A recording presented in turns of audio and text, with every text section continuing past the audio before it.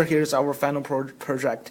The name of our final project is called 24 points.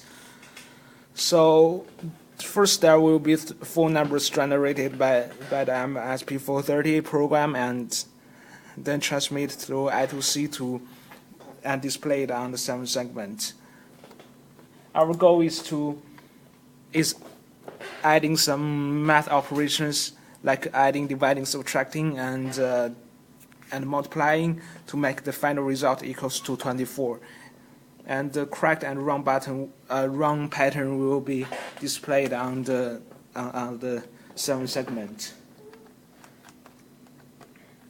So the player can input their answers using the buttons on the capacitive touch. Each of their 4 buttons represent one math operation.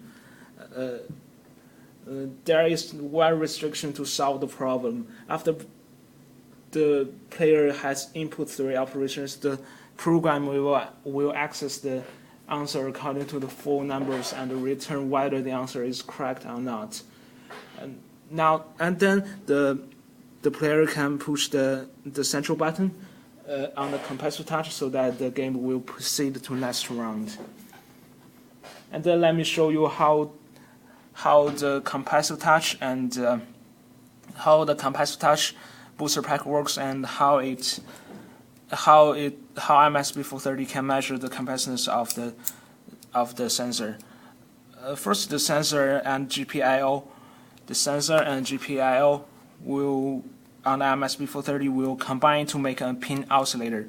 The oscillation is related to the charging and discharging of capacitance of the sensor, and this oscillation frequency will be captured by the CCR0 of timer A3, and then the value will be compared with the baseline frequency,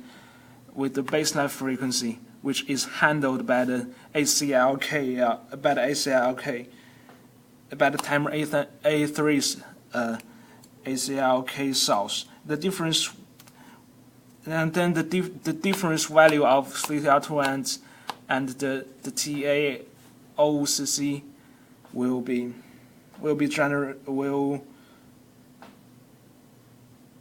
generated and compare with the threshold value. If it's over threshold, the key is pressed and a specific math operation will be performed.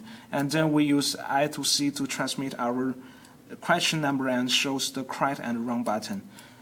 Then here's how the whole thing works.